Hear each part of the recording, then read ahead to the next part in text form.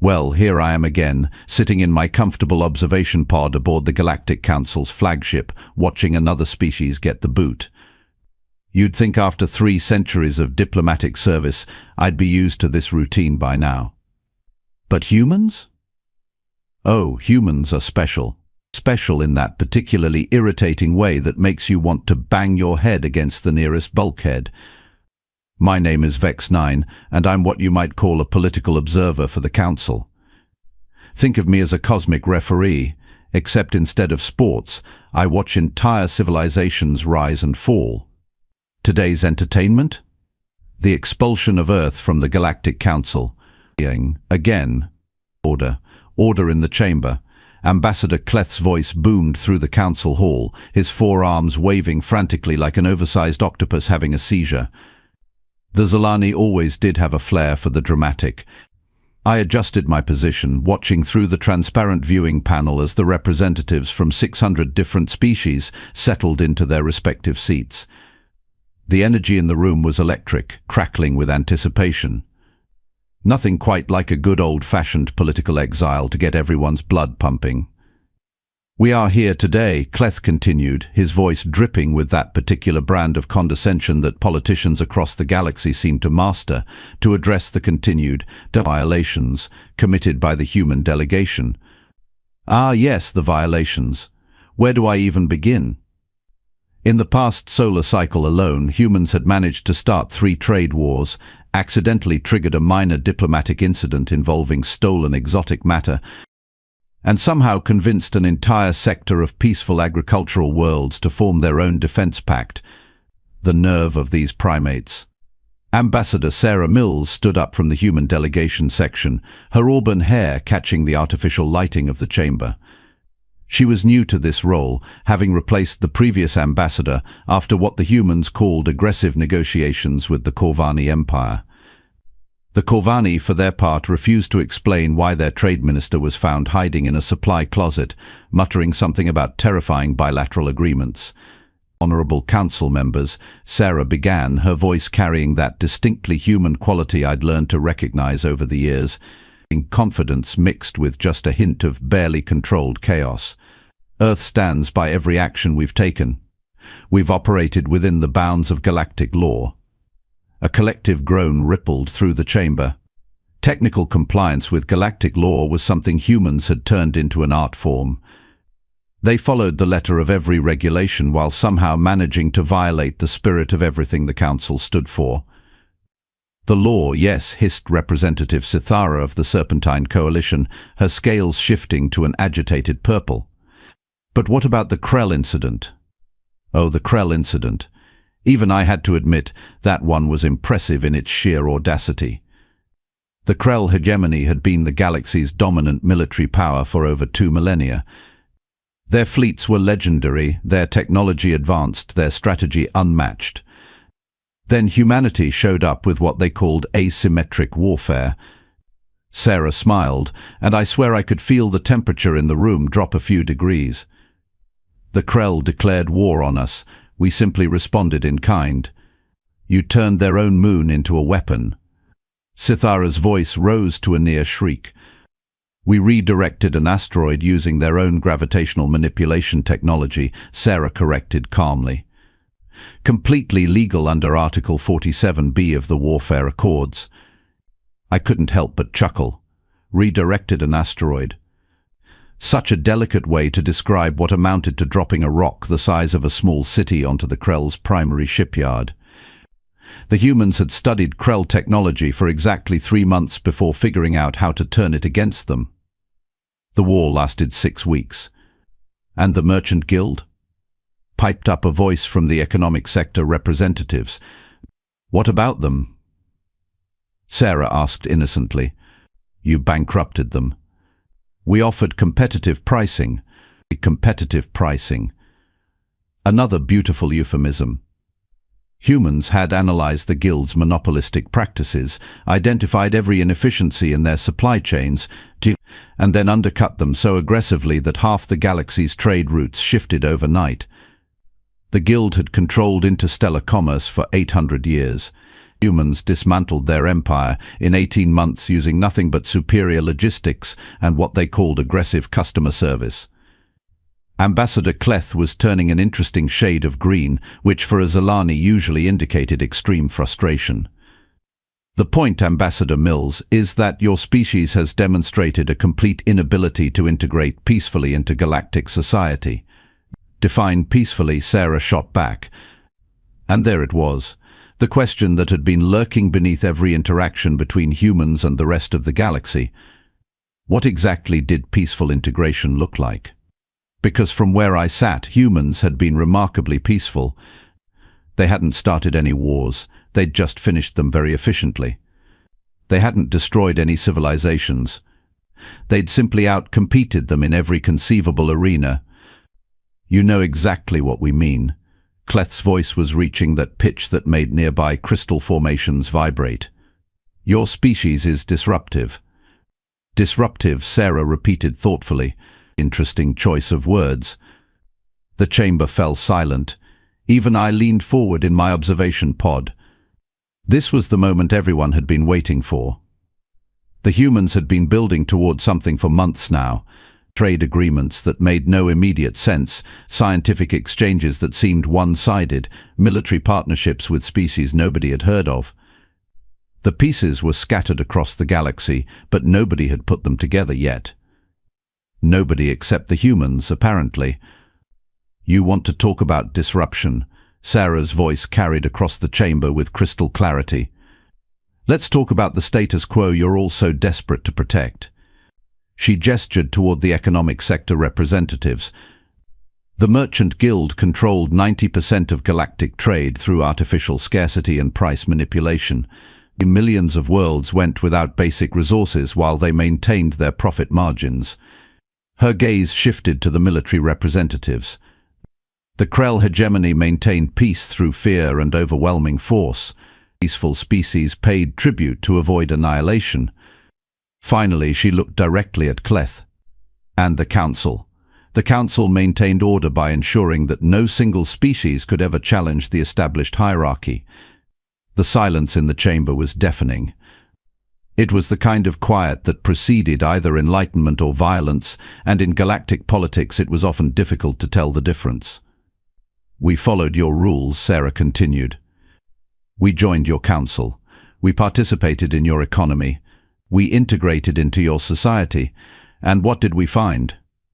She paused for effect, and I had to admire her timing. Pure theater.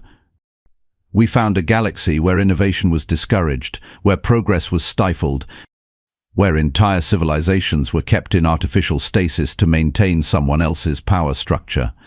That's preposterous, Cleth sputtered. Is it? Sarah asked. When was the last time a new species was allowed to join the council? When was the last time trade routes were updated to benefit developing worlds? When was the last time military doctrine evolved beyond bigger ships, more guns? The questions hung in the air like accusations, because they were accusations, and worse, they were accurate ones. Your point, Ambassador Mills. Sithara's voice was dangerously quiet. My point is that you're not expelling us because we broke your rules. You're expelling us because we exposed how broken your rules are. The chamber erupted. Representatives shouted over each other in dozens of languages, translation systems struggling to keep up with the cacophony. Cleth was banging his gavel so hard I was genuinely concerned for the structural integrity of the podium. But through it all, Sarah just stood there, calm as a lake before a storm. Order, order. Cleth finally managed to restore some semblance of quiet. The vote will proceed as scheduled. All in favor of expelling Earth from the Galactic Council. Hands, tentacles, claws and various other appendages rose throughout the chamber. The count was overwhelming. Of the 637 species represented, only 12 voted against expulsion. Even some of humanity's allies had abandoned them. The motion passes, Cleth announced with evident satisfaction. Earth is hereby expelled from the Galactic Council, effective immediately. You have 72 standard hours to vacate all Council facilities and remove your presence from Council space. Sarah nodded once, calmly gathering her materials. Understood. We'll be gone within the hour. Within the hour? That was unusually efficient, even for humans. However, Sarah continued, and every being in the chamber froze. I should probably mention that Earth has been quite busy during our membership in the Council. Oh no, I could feel it coming. That particular brand of human surprise that had made me very, very good at my job over the years. Busy how? Cleth asked, though his tone suggested he really didn't want to know. Sarah smiled that same calm smile that had preceded every major human diplomatic victory in the past 5 years. Well, it turns out that when you're not allowed to challenge the established order directly, you have to get creative. She activated a holographic display that filled the center of the chamber. Star maps, trade routes, alliance networks, resource flows. The data was staggering in its complexity and scope. You see, while you've all been focused on maintaining the status quo, we've been building something new. The hologram shifted, highlighting systems that hadn't been on anyone's political radar. Hundreds of them. Thousands. The Outer Rim Alliance, Sarah announced casually, as if she were discussing the weather. 1,743 independent systems. Combined population of over 800 billion beings. A combined industrial capacity that exceeds the current council by approximately, 300%. The silence in the chamber was no longer tense. It was terrified. You see, all those species you've been ignoring. All those worlds you deemed too primitive for council membership. All those civilizations you kept locked in artificial stagnation. They were quite interested in alternative arrangements. I was frantically pulling up my own intelligence reports, cross-referencing the data Sarah was presenting. How had we missed this? How had nobody seen this coming? The answer was depressingly simple.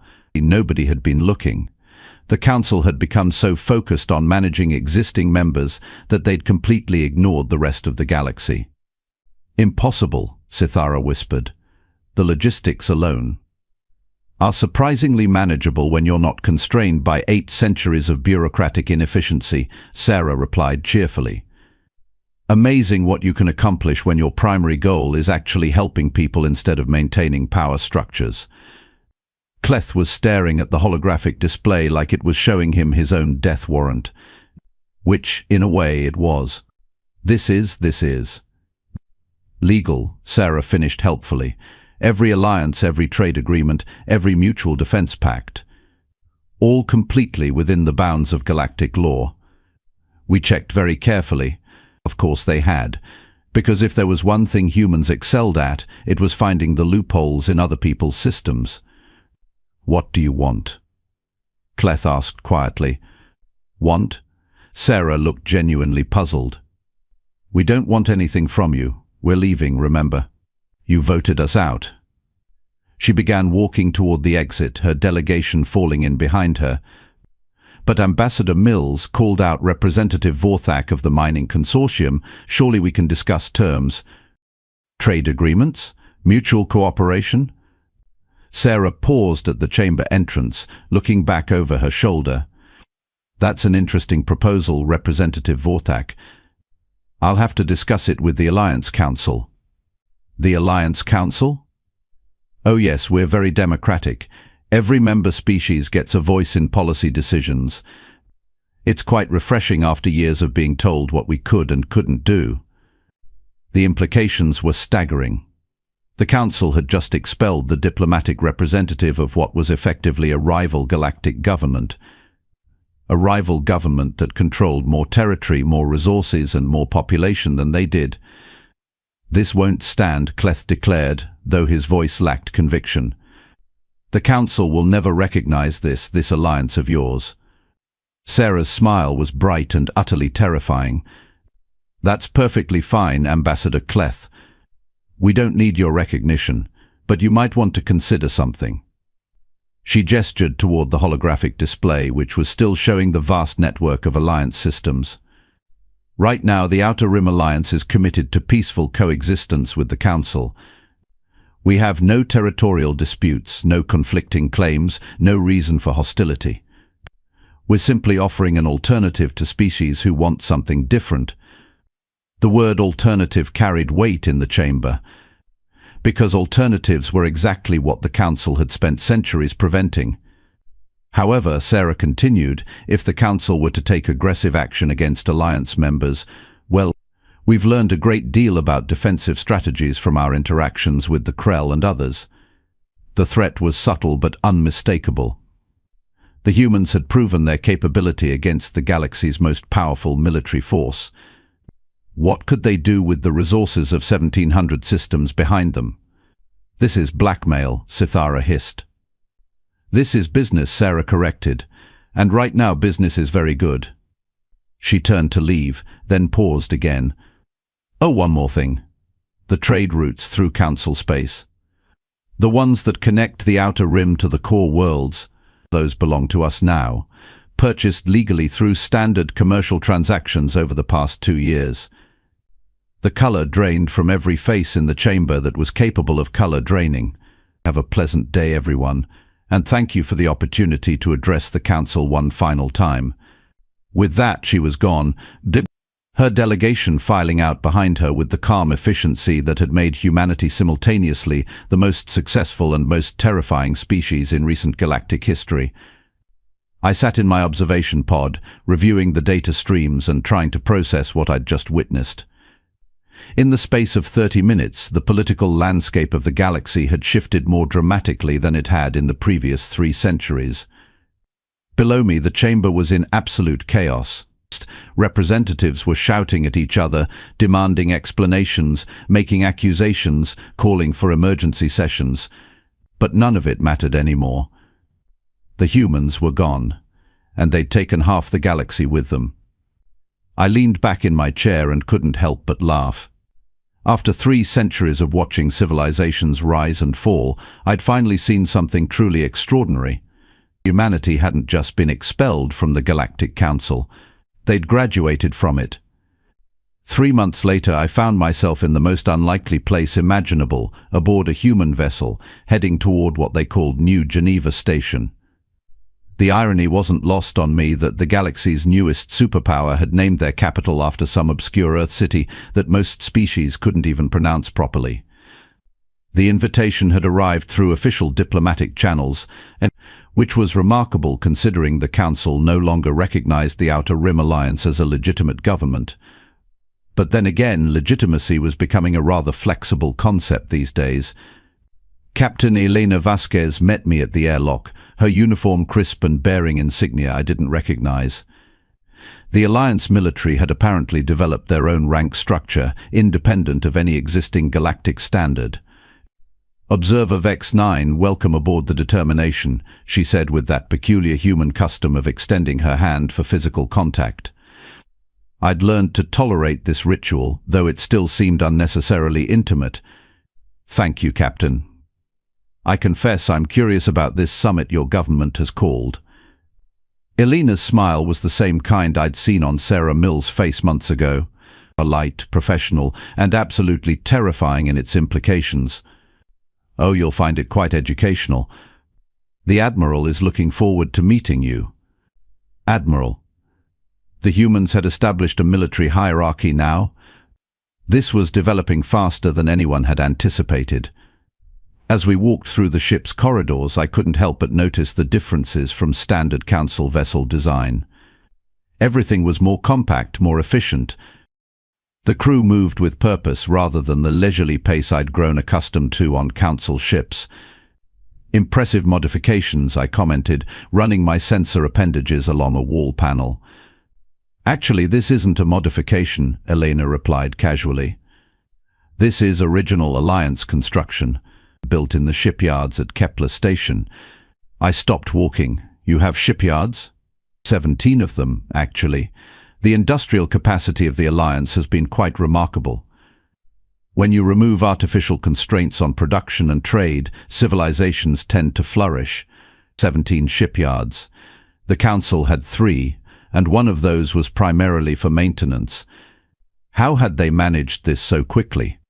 "The secret," Elena continued as if reading my thoughts, "is collaboration instead of competition.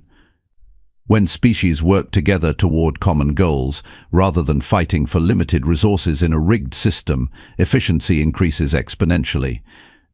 We entered what appeared to be an observation deck, and I got my first clear view of New Geneva Station. My vocabulary suddenly seemed inadequate. The station was massive, easily dwarfing the Council's primary facility. But more importantly, it was busy. Ships from dozens of species I recognized, and several I didn't, moved in carefully orchestrated patterns around the station, loading cargo, transferring passengers, conducting what appeared to be routine diplomatic exchanges. "How many species are represented here?" I asked, trying to keep the awe out of my voice. "Today?" "About 230, though membership continues to grow. 230 species. The Council represented 637, but most of those were effectively silent partners with no real voice in governance. The Alliance, by contrast, seemed to operate on actual democratic principles. "Captain, we're receiving clearance for Docking Bay 7, came a voice over the ship's communication system. "Acknowledged. Take us in." As we approached the station, I noticed something that made my sensory organs tingle with anxiety. Defensive platforms. Lots of them. And they weren't the bulky, outdated designs favored by Council military doctrine. These were sleek, efficient, and numerous enough to make any attacking force reconsider their life choices. "Security seems robust," I observed. "The Alliance takes the safety of member species very seriously," Elena replied.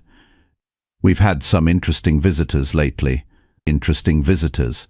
That was a diplomatically elegant way of describing the Council reconnaissance missions that had been probing Alliance space for the past month. Missions that had all returned with detailed reports of defensive capabilities that made even the Krell military leadership nervous.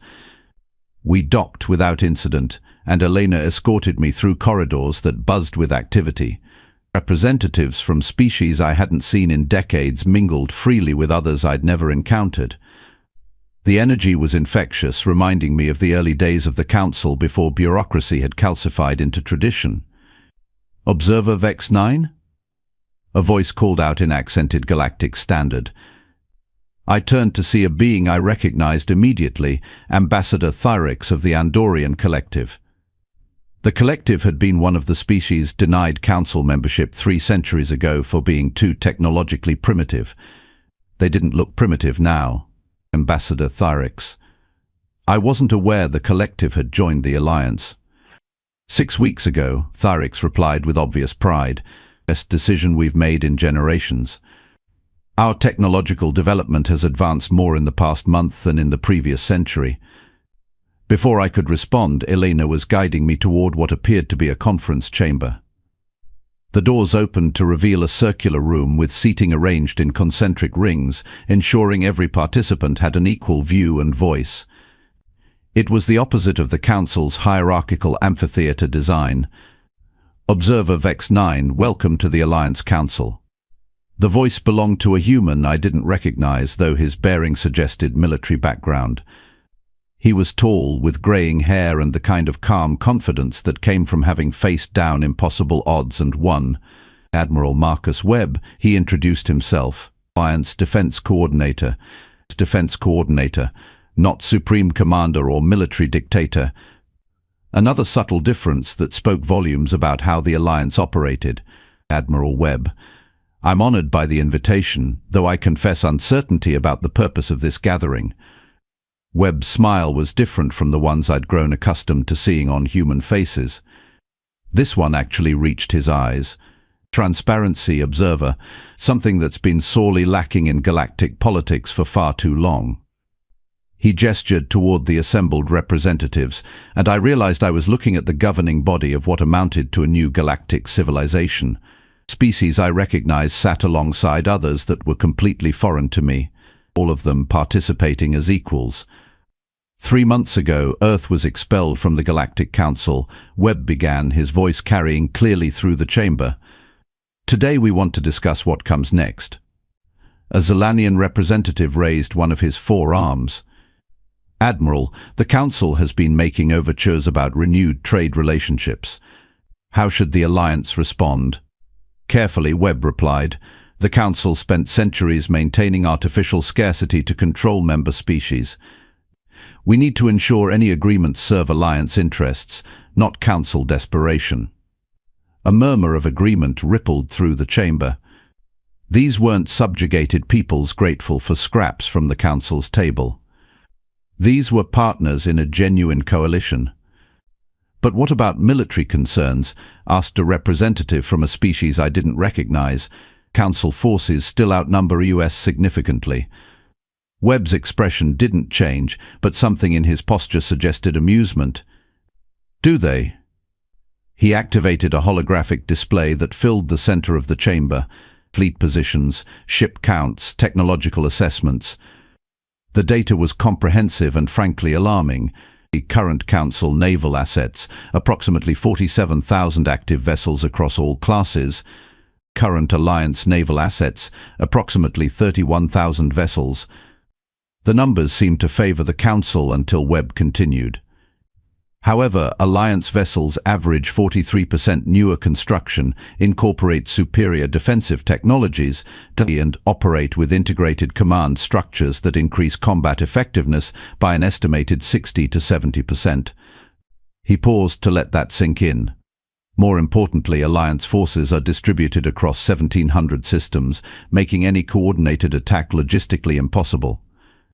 Council forces are concentrated around 300 systems, making them vulnerable to the kind of asymmetric warfare humans have become quite good at. I was frantically taking notes, trying to process the implications. The Alliance hadn't just matched Council military capability, they'd potentially exceeded it while maintaining a defensive posture that made them effectively unconquerable. But surely, I interjected, the Council wouldn't consider military action.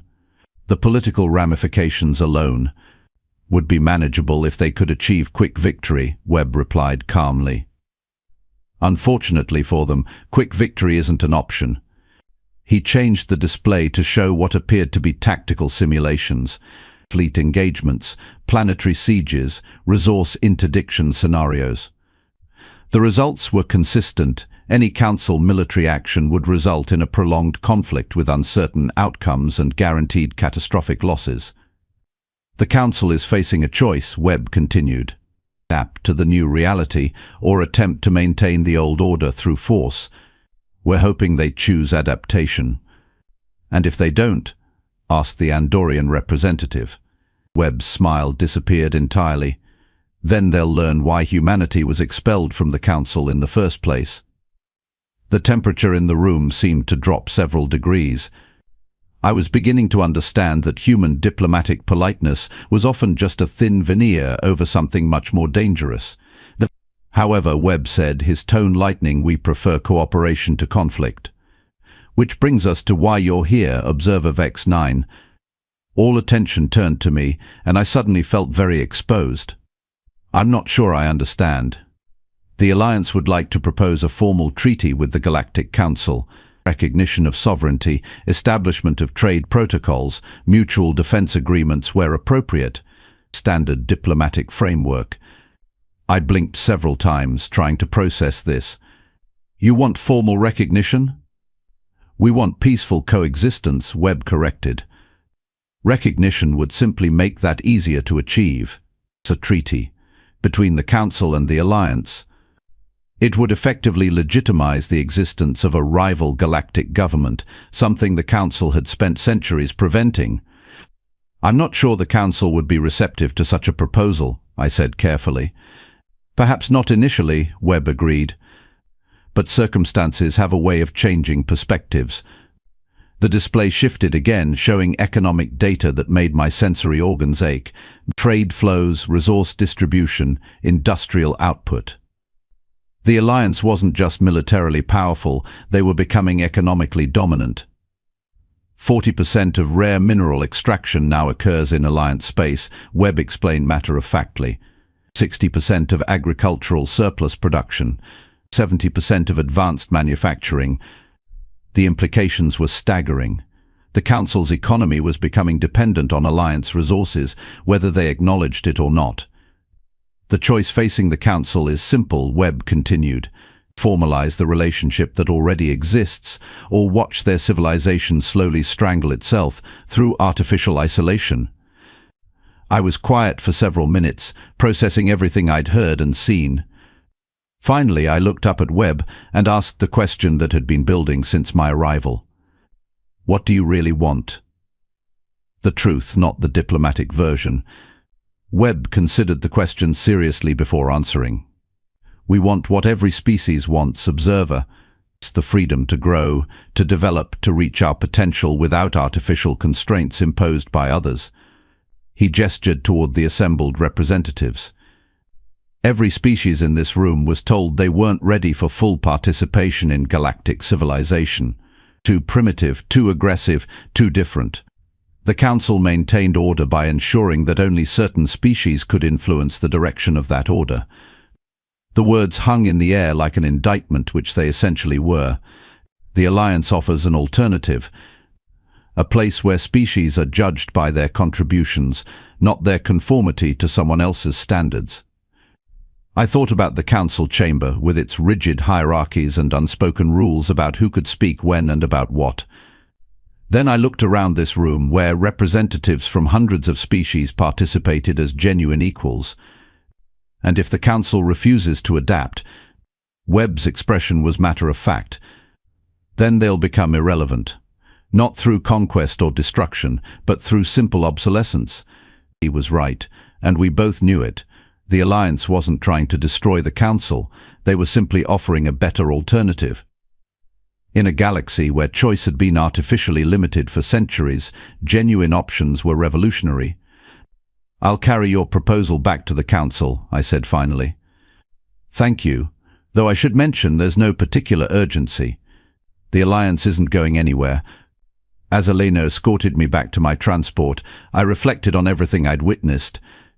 The humans hadn't just been expelled from the Galactic Council, they'd used that expulsion as an opportunity to build something better. 3 months ago, I'd watched what I thought was a diplomatic failure. Now I realized I'd witnessed the birth of a new galactic order. The Council could adapt or become a historical footnote. But either way, the galaxy had changed forever. And somehow I couldn't bring myself to feel sorry about that.